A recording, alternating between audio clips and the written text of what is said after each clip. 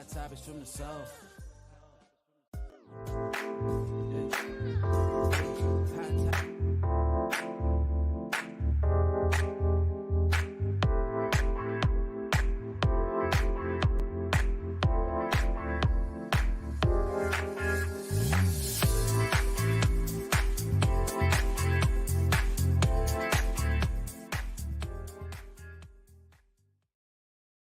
Welcome to Hot Topics from the Soul. I'm your host, Dr. Valerie Parker Hagan, and I'm so delighted to be here. We're still in Woman Empowerment Month, and I have my co host with me.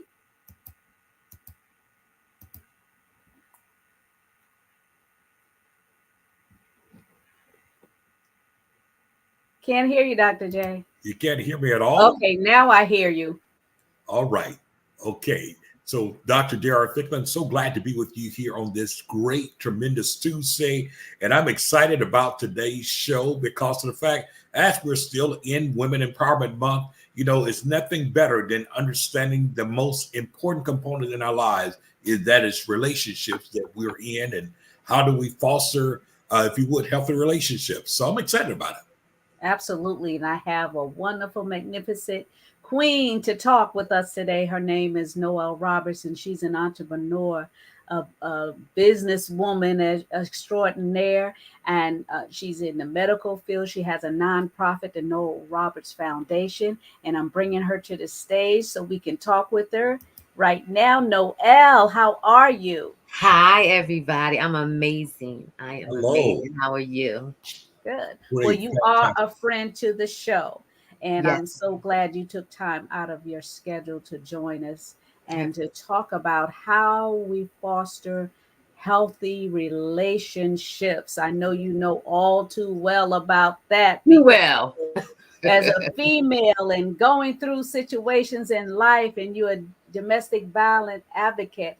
Can you share a little bit about your story to the audience? Absolutely. I am a survivor of domestic violence. I call myself a domestic peace advocate. I married young and was in a very unhealthy relationship. And I stayed in that relationship for 9 years. And I just was tired. I didn't know what to do, where to go. I had 3 children and was 6 months pregnant with the last one. No money, no finances, no nothing. My husband took care of everything. So I was isolated.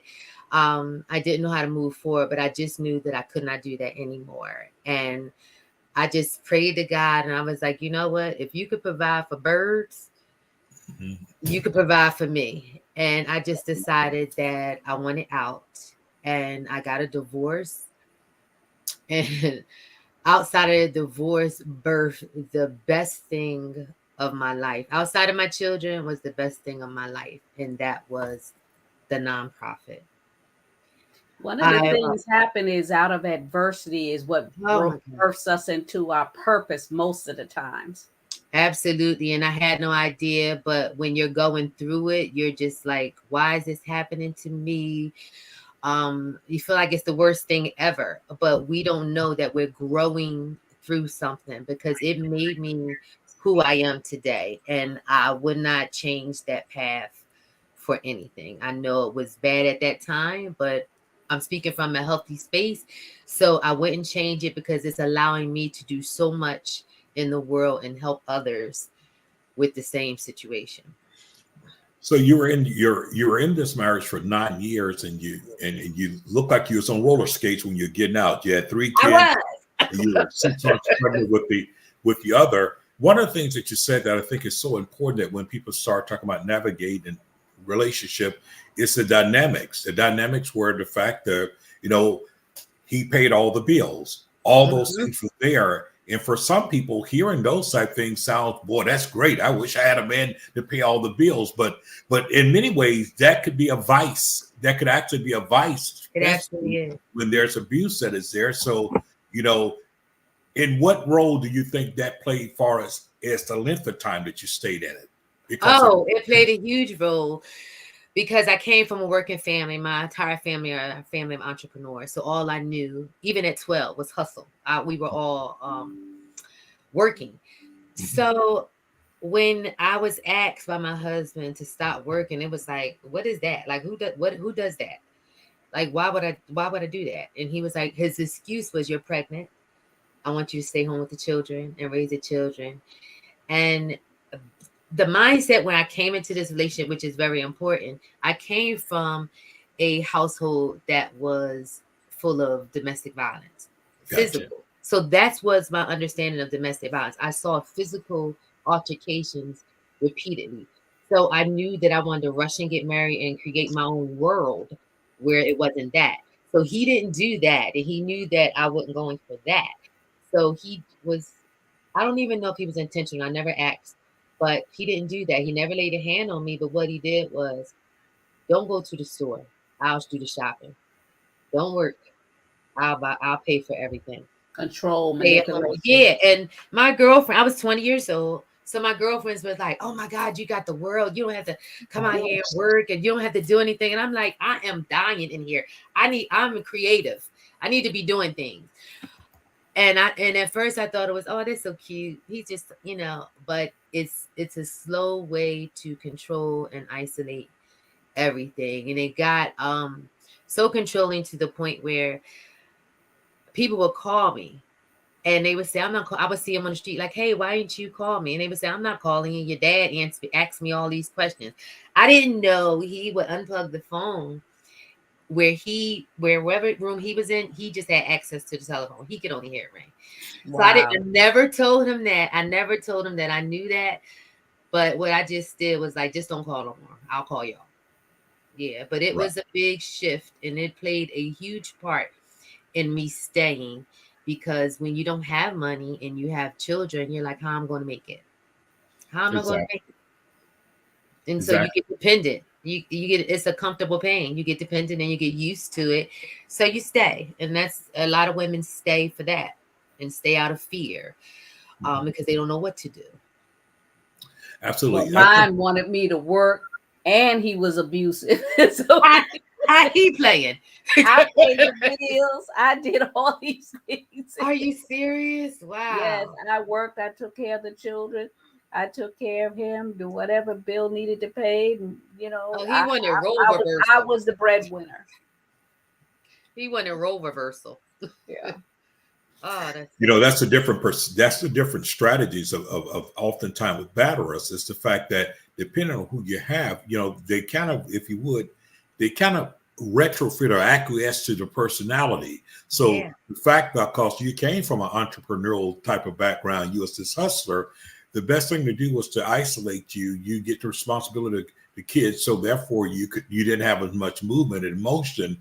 And in your case, Dr. Val, here it is. They realized that listen, he really meant I can't make it without you. So he needed you to work. Yeah, so he couldn't.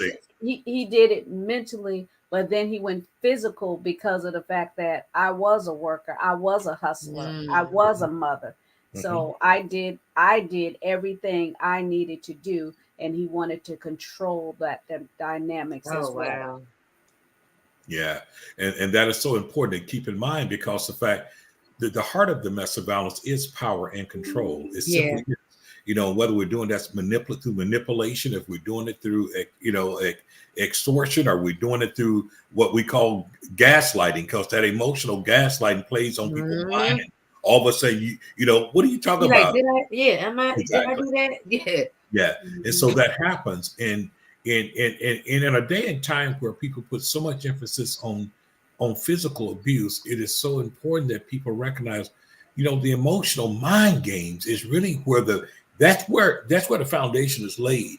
And often I would tell people, long before a perpetrator beat you up, they beat you down with their words and their tactics. And that's important to recognize. Absolutely. And that's why when people, it triggers me when people say, can I take a piece of your brain, or can I pick your brain? I'd be like, they don't mean no harm, because that's what they do. They pick little pieces. Oh, you stupid.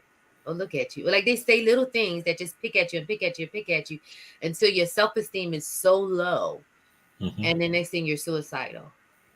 Or, you know what I mean? And it's small things. It happens over time. It's not just oh, I'm saying this one time. It's an overtime thing. Yeah. It's a process. It literally is a process. And once they know they have you that way, then it's the world is theirs. The world is theirs to play with you until you're strong enough to stand up and say enough. Yeah. Okay, and one of the reasons why I thought it was so important for you to come and share this Woman Empowerment Month is how to win. Because you didn't stay stuck just because you had little children. I had 4 children, so I could identify with you, but Mhm. I wanted the audience to know that there's women every day that have pressed through what I've went through and have won and wanted to not just stop there by getting out, but also help empower other individuals. Can you share what that transition mentally was for you?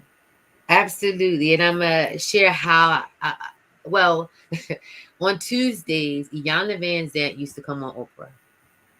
And I used to listen to her every Tuesday, every Tuesday, every Tuesday, just putting a little bit of light in my life. And then I would go in the basement and listen to songs of the key of life. And I would just pray, like, God, I can't stay here no more. And I used to listen to joy inside my tears. And then one day I was like, okay, he did something that was the straw that broke the camel's back. And I was like, enough. So I got the locks changed. I got him out. I didn't know what I was going to do. I didn't care. Um, I didn't care about moving forward, how I was going to move forward. I just knew that I would make it. So because he paid all the bills, I didn't know how to pay bills. I was 26 at this time. I didn't know how to pay bills. So the electric bill came in the mail and it was like a red line on it. So I called and they was like, shut off. So this woman was my angel. I called the electric company and I said, hi, why are you shutting off my electric? And she said, because baby, you ain't paid the bill.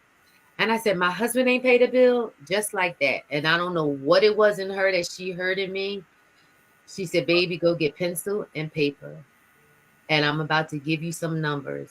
And you're going to call all of these numbers and they're going to help you. Because if he ain't paid electric, he ain't paid the gas and he ain't paid the phone. She gave me resources for everything on how to keep your utilities on, where to get food, where to get clothing. And I was just crying. And I said, how can I help other women from not going through this? And she said, start a nonprofit. This is the electric lady, the customer service. And I said, what's a nonprofit?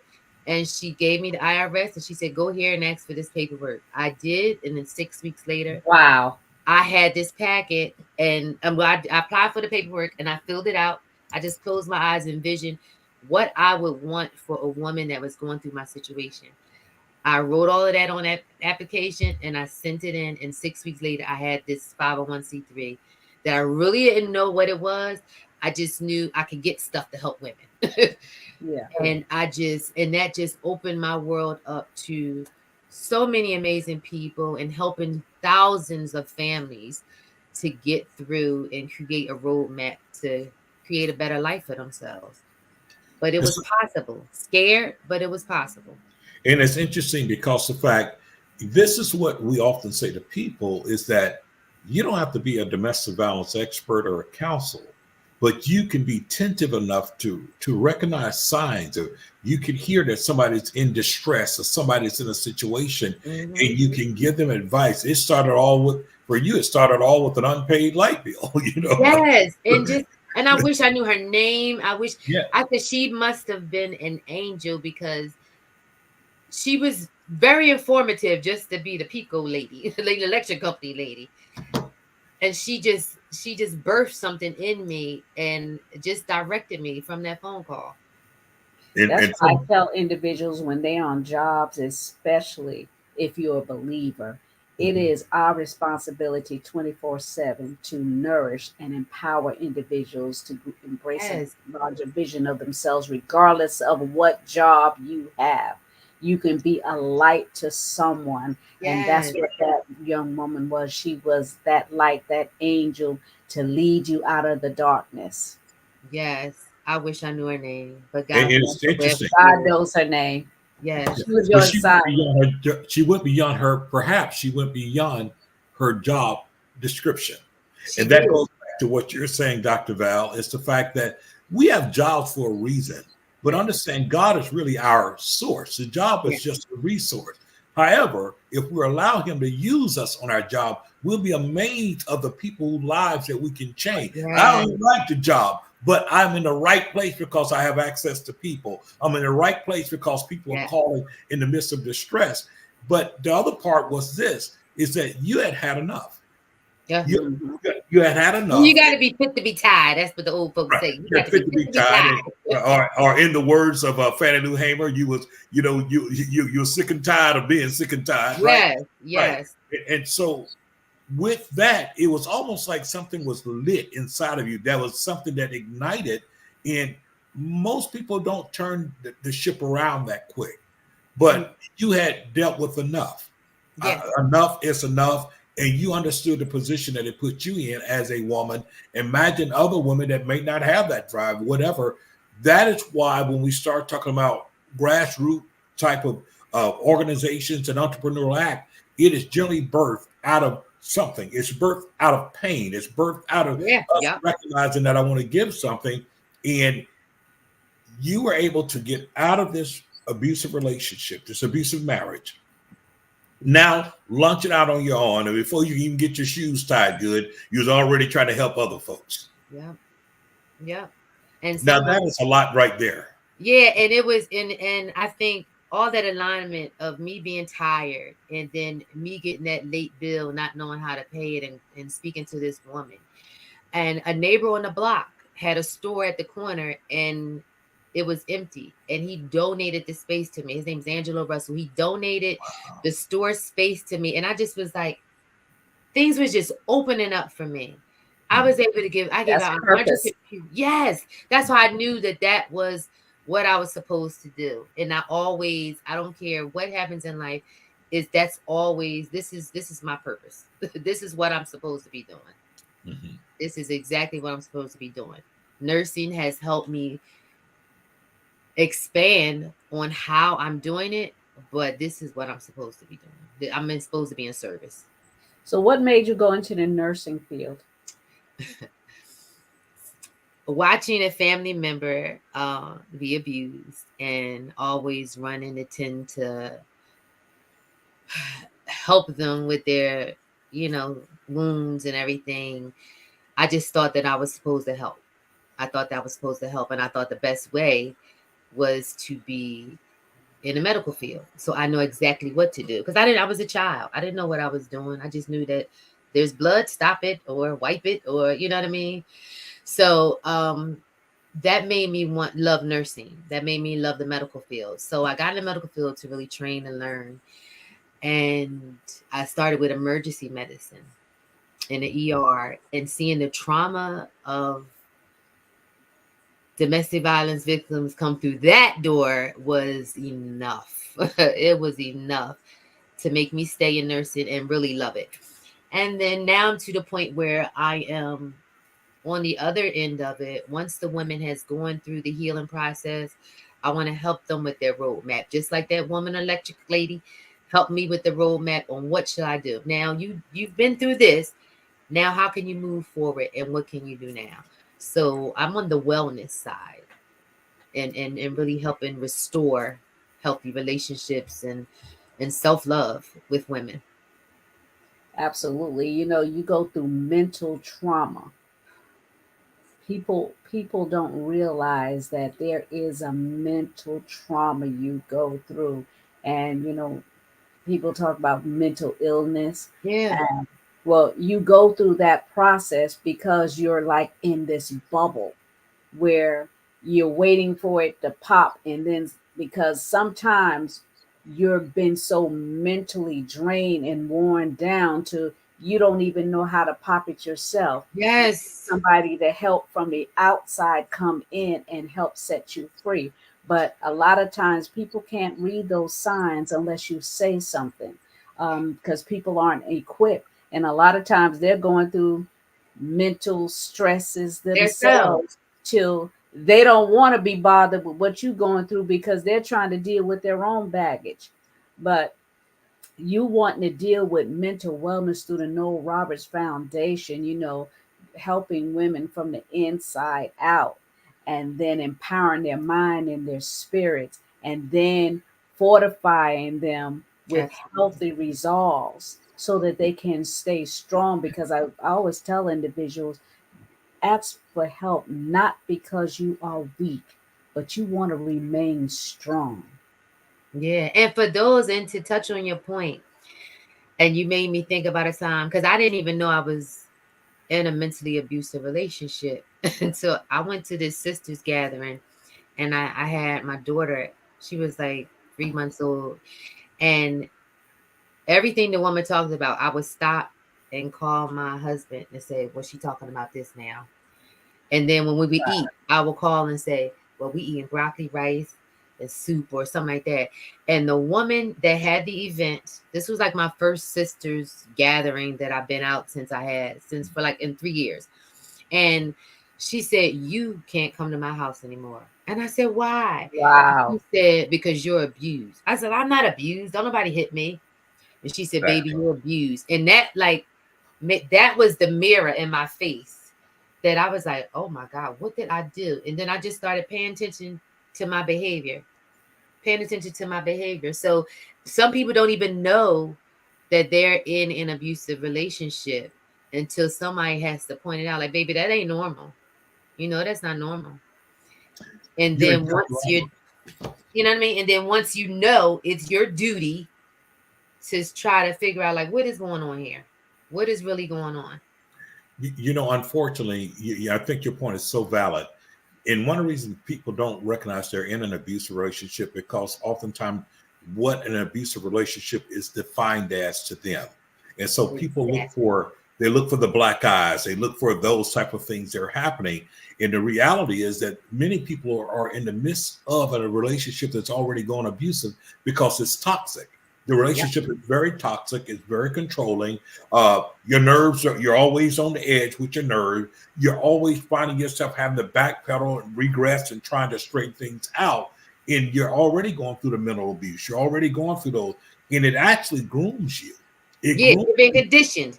You're being Exactly. conditioned on how to relate to this person.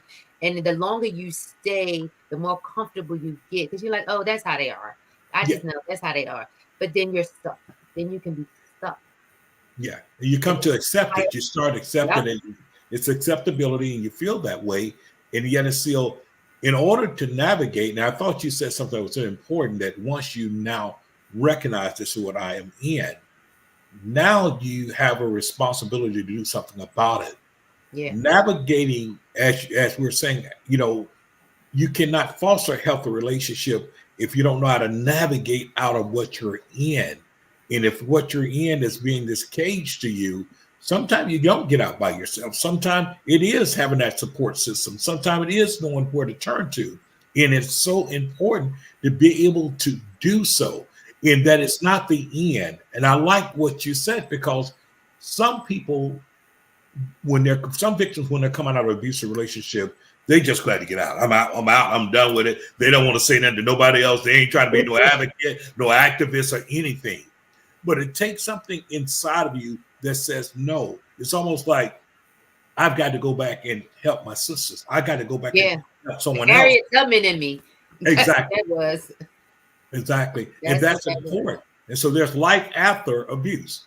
There is Oh, absolutely. exactly. So that's, Absolutely. yes. It takes One healing. of the challenges in exit strategies is the fact that people don't know where to go Mhm. and they don't know what to do.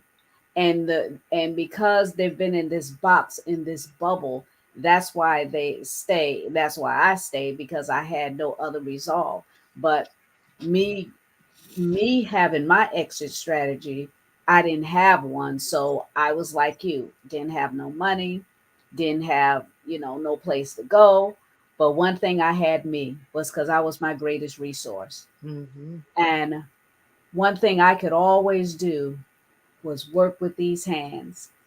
And even from middle school, getting report cards with C's and D's saying that girl talked too much. Look how I'm using my voice now. Yes. Yes. I told somebody that recently, like, they told me I talk too much as a child. They told you that, they were telling you you're a coach, you're a speaker, you're a motivator. So that's what we are. That's what we are. And and so there are individuals that are listening right now that we're talking, and we're talking about levels of abuse, and they're saying that's me, Mm, and they want to be able to win, and they may like the situation they're in but don't like the circumstances. So how do we help them position themselves where they can stand up in their own power? Because a lot of times, you know people will look on the outside and say, girl, I wouldn't take that, or dude, that woman mm, is handling you, why you letting her do you like that?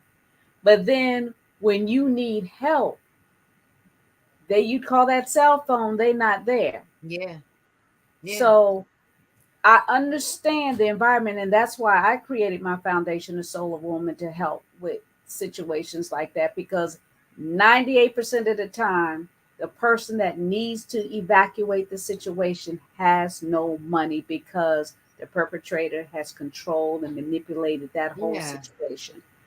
So, and Dr. J has a foundation, a nonprofit too, where Destiny by Choice. So we all have these things. We're grassroots nonprofits that cater to different pieces of what we've come together to help mold and reshape individuals that they Mm. get to another level. So it is a question for the both of you. How do we help someone that's in that situation that's saying it's me? How do we navigate their mindset and empower them to rise up above the situation? Well, one, I think that, and what was beneficial to me is getting quiet and talking to God, or having a spiritual practice, because that repetition was like also opening up a light for me. And then I would write, who am I? What do I want? Who do I want to be? How do I get there?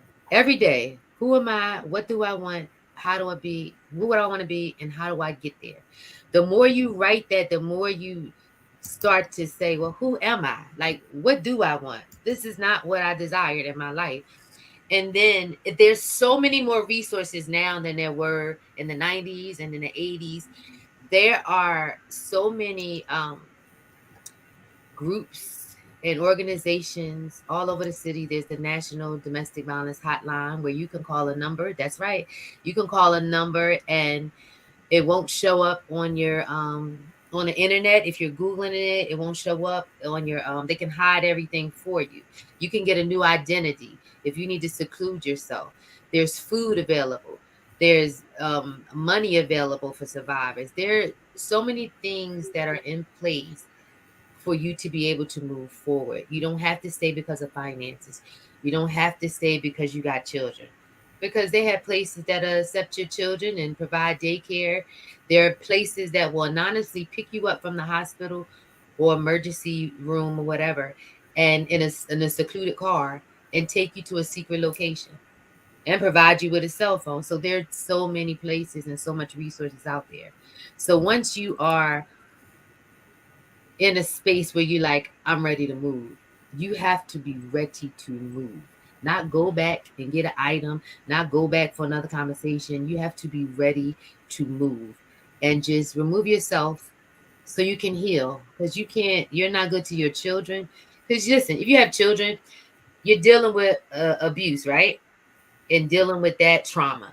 And then you have children that's looking up to you like, help us. And you might project that energy onto them. So to save you, save those kids from a cycle of abuse, you need to start to heal within and figure out ways and connect to people and organizations that help with healing and promote healing and wellness, so that you can be a better parent, you can be a better human being, and that way you don't keep attracting and aligning with people who are needy and energy suckers and vampires. You need someone to pour into you.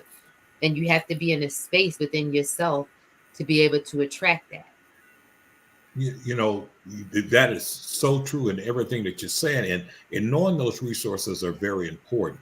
You know, from my aspect, when I started Destiny by Choice, and that's now 24, 25 years ago now, it's hard to believe, but Wow. Me too. my main theme then was, and our theme has always been empowering lives, Mhm. shaping destinies. Well, so it didn't always start from the victim who's right now a victim, but it was also talk about the importance of educating the community, educating in Yes. those places that people will understand, because people suffer in silence. They're going through alone. And the thing about it, because domestic violence is non-discriminatory, you got sisters sitting up there with PhDs, masters, and Yes. everything else, but Yes. they're still victims of domestic violence. Yes. And so what's happening inside of it, they're trying to do all they can to stay afloat behind, if you would, the cosmetic of their accomplishment, but yet it's still inside they're dealing with trauma. And that Mhm. trauma goes untreated. And so inside they're dying. Simply because we don't confront it doesn't mean that it goes away. You're Yes. not Mhm. healed because you avoid. And so our whole concept was this: how do we create not only empowering sessions, how do we be able to reach those areas where education is natural? So I've always tried to go after the faith base, the churches, because it's the most captive place in all society. We have more churches in any community than we have schools, than we have hospitals, than we have fire department, than we have anything. Problem is when the church doesn't have a message, or when the church does not is not equipped to deal with folks that are sitting right in their pews, because we have to make up in our mind. Are we really just want folks to come to fill the pew? Are we looking for folks just come to be our cheering section? Yeah, preach it. Are we really about being the spiritual trauma center? Because people are traumatized sitting right up in church. Mhm. People are traumatized, and if we never give them a message Some that of them are traumatized and mentally abused by their leader Yes. exactly, and Yes. so it because of goes the back to the power of manipulation. control. So we have to create that place where a person feel empowered. Going back to what you said you had to say to yourself, who I am. You had to remind yourself who you are and those things. If I'm in the church, I have been indoctrinated to being told that, listen here, that, that I'm fearfully and wonderfully made. Well, what does that look like when I'm being beat? I've been told that I'm the apple of God's eye. What's wrong? Because I'm, these things Yeah. are Yeah. happening. He So got a spoke in his eye. What's going on? What's going exactly. And so you're dealing with almost a crisis in your on? faith, as well as a crisis inside of your abuse. So it's about empowering from that aspect. It's about us as even faith people being able to know what other resources out there. Let's not run from those resources. Let's connect with those resources. Yeah. Because guess what? We can be a good triage nurse. We can at Yes. least assess those people and send them to the right place to get the Yeah. help. And that's what's important, because people will overcome. People can overcome. They need guidance. They need to understand. That's why things that you're doing, even with your Nora Roberts Foundation, is important, because sometimes people need to see the after. Yes. Yeah. They need to know that there's life after abuse, there's life after trauma. And how do I foster it? And it doesn't mean it's a death sentence because you've been in an abusive relationship. Am I now sentenced to never be in a relationship Don't ever, say. ever again? No. No. I learned how No. to foster it by learning my worth, by understanding the fact that I am really fearfully and wonderfully made, and I'm able to navigate through it. So those empowering factors are so greatly important. And I do want to say this in case anybody was or is like I was at that time. I was because I came from a household of abuse, and then I got into a marriage that was emotionally abusive. When I left the marriage, I was like, you know what? I'm not dating anybody. I'm gonna just raise these kids until they're 18 so they don't have to deal with any type of trauma. And I think that was a mistake. But at the time, I thought that that was the best thing because I have three Mhm. sons and a daughter. I thought that was the best thing for me. That's how I protected me and my family. Absolutely. But in the sense of because I've met beautiful men after that, but I was so traumatized that I was not healthy for them. Like it wasn't going to work because I was triggered by so much. Mhm. If you said something that resembled my ex, or I just was too triggered, and it wasn't a healthy relationship. So I decided to raise them on my own, and I kind of robbed them from a two-parent household. But I think they did well. I think they did. I think they did well. Mine did well too, and I kind of did like you. I wanted to pour into my children and build my career and walk in my purpose. Yeah. And when it was that time, God blessed me with a real king that protects Yeah. and covers me. I'm waiting So for my Boaz. Yes. he was worth the wait. I gotta say he is worth I'm the wait, glad. the waiting that I did, because I could have jumped into a lot of relationship because the girl ain't rap. Yeah. I'm not tore You up in easy on the eye, girl. You easy but on the. I wanted more. Yes. And that's the only thing that I'm really trying to say to those that are listening. You got to want more for Yes. you. Yes, you want more for your children, but you got to want more for you first so that you can pour into them. Yeah. And even with like moving forward with your life, that writing down or knowing what you want is very important, because when you meet somebody, and you're going to meet different people, when you meet somebody, you know how to strongly and clearly articulate, that's not something that I desire. This is what I'm looking for, and I'm okay if that's not what you want, and I'll move on. But you can't be desperate, you can't be lonely, you have to know, like, no, I'm going to get what I want. And you have to know what it is you want. So when you meet somebody and they're showing up and they're not showing you what you desire or what your match is, then you have to walk away. You have Don't to walk settle. away. Yeah, please don't settle. Don't. It's interesting. It's funny, and as a male, as the male on the panel, it's interesting because the right advice is don't settle, but oftentimes on the reverse side is to how do you become unconditioned, because there are those that are, because of their abuse, Mm-hmm. they wear the label of their abuse. I like to say the abuse is what happened to you, it is not you. Yeah. And so at some point, you know, when we're talking about being strengthened and being fortified, we have to become strengthened and fortified enough that we don't lose, if you would, our vulnerability. There's no relationship without vulnerability, period. Absolutely. You can't have a relationship. And so what I mean by that is this: inside of my healing, there's certain non-negotiables that we need to all have, right? There's just certain non-negotiables. You need to be able to identify those non-negotiables. In other words, to be able to identify this stuff a mile away, right? If I see anything look like that, run, Forrest, run. Or better yet, the crucifix or whatever. But on the other hand, you've got to understand, how do I become conditioned that I love myself enough that I can allow myself to be loved again? Mm-hmm. And that's a It takes powerful work. thing. Yeah, That's a it takes powerful work. thing, to be able to, how do I love myself enough that I'm not putting myself in a self-imposed prison where I never open myself up for love again Yep. because of what happened to me. And that takes some navigating, but also takes some nurturing.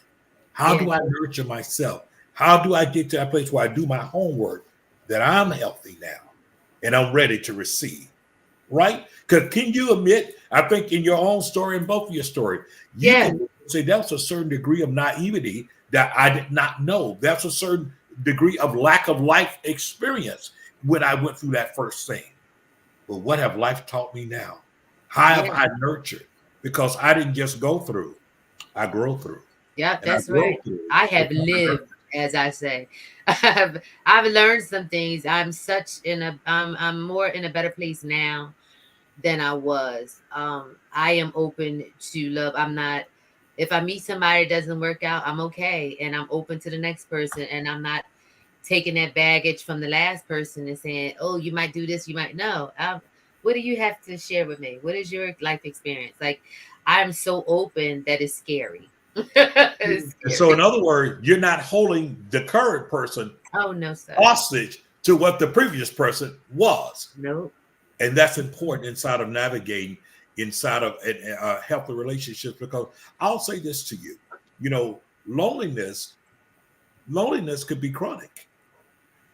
Yeah, It can be. loneliness can be chronic. It can be depressing.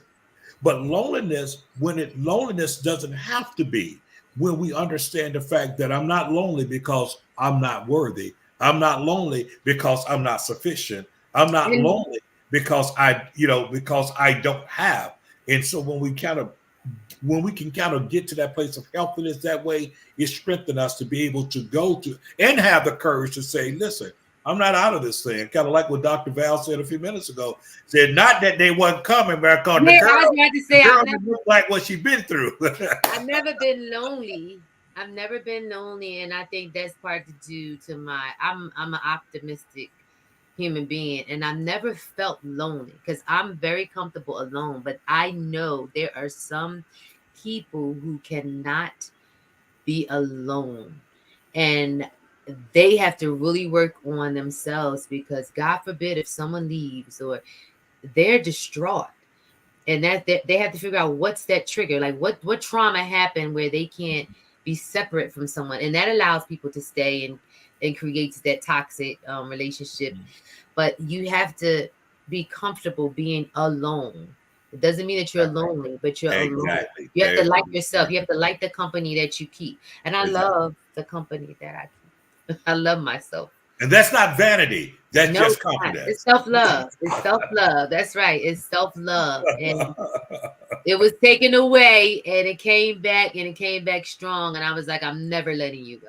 Never. Well, one of the things that will help individuals to really get free is to take ownership of the situation, where you are, how did you get there? Yeah. Because we played a part in what happened. Absolutely. We participated in the story. So once we take ownership of where it is, then we don't have to worry about the outside people telling us about ourselves and holding the mirror up to us all the time, saying, look what you did, or look, how could you do this and stuff. Own your own space, Yeah. and be willing to embrace the journey that's going to be ahead. And part of embracing that journey is loving yourself. Mm-hmm. Now, loving yourself don't mean hair and nails and all that. Loving yourself meaning I'm comfortable in my skin. I don't need anyone to validate me. And it could be as simple as, did you eat today, girl? Let Yes, me eat the right foods. Let me drink the right fluids and liquids. Let me take the right vitamins. Let me exercise. On absolutely. yourself, like caring You for have you to as you you would have to care for that person you were participate so in love in with. your rescue. That's right. You are your rescue. You are Mhm. your own rescue. Absolutely And be right. I agree willing with to that. navigate through the process. It's not going to be easy because it wasn't easy getting into that situation. It kept building and building until you were locked in. So it's going to be a process unraveling all this, but be willing to go through the navigation.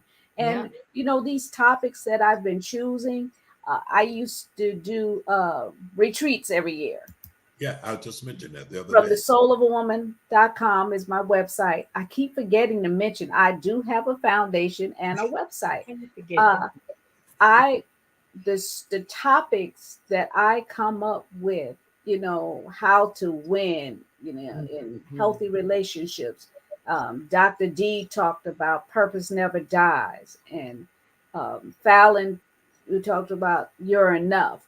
These winning winning statements that I want individuals to embrace, whether you be a man or woman, embrace this.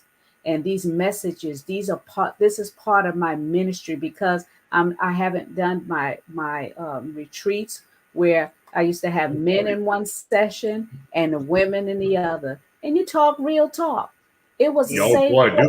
did we ever talk real talk? Yeah. Yeah, the Yeah. men No. really loved it because the men never had a voice. They didn't, Yeah. they Yeah. always taught to, man up. And, Dr. J, you came to a couple of the events and it Yeah. was really a powerful session and it made it better for them going home to their wives, because they had their eyes were open to things that sometimes men just don't get it. They don't, yeah. They don't Yeah. get it. They don't function or think like we do. They're very logic. They're very So logical. this platform that I created was to be an extension of that, to give information in hopes it will set someone free. Yeah. So this is the purpose of this platform. This is still ministry. I'm still helping. I'm still sowing You into the are. lives of individuals because I want you free. Yes. Yeah. And hopefully you don't have to go through something to have to learn how to get back to yourself. And you having the retreats, and we're having a wellness. So is this one's because it's Women History Month. We're doing it for women. So it's a retreat on this Saturday and next Saturday in Philadelphia. And we do yoga and sound bath and exercise. We have a doctor speaking about wellness. So just how to care for yourself. And once you get in a routine of caring for yourself, it's a little bit harder for something or someone on the outside to come and chip away at your esteem and your self-worth. So the stronger you are, and we keep preparing you and Doc, we keep preparing people for this, the men and the women. It'll be harder for an outside source to come and tear them down. So we have to work on both ends. You know what I mean? We help them navigate and we help So build them. how do people want, if they want to participate and come to this wellness retreat? How The can they wellness connect with retreat you? in Philadelphia, you can go. It's on Eventbrite. It's called Women Wellness Series. But it's also, you can go onto our Instagram page at Noel Roberts Foundation, and you can just sign up. Yeah. Excellent. Yeah. Well, these are the type things that are so needed. We always talk about taking your pain, and out of your pain, you birth power and purpose, and you begin to shape people's lives. One of the greatest things we can do is learn to adapt. Life is about adaptation. We do. If we don't adapt, we die. It's just simple as that. And so we cannot die. We cannot afford to die in our last tragedy, in our last trauma. We must adapt, move on, gather the things that we need to, because still where we're being called to is greater than where we're being called from. That's right. That's right. I like that. I like that. Absolutely. We're wrapping up this show. Noel, you have any closing remarks to empower individuals how to win? Winning and fostering healthy relationships is starting with yourself and building up and pouring into yourself, and then moving forward and attracting the life you desire, because it's possible. Absolutely. Dr. J? Listen, once again, we have to understand this. We learn from what we go through. Understand, change is necessary. There's no growth without change. There's no change without loss. There's no loss without pain. Thank you. And I want to thank everyone for tuning in and joining us on Hot Topics from the Soul. And remember to subscribe and like and share. Until the next time. Yeah, hot topics from the soul. Yeah, hot topics from the soul. Yeah, hot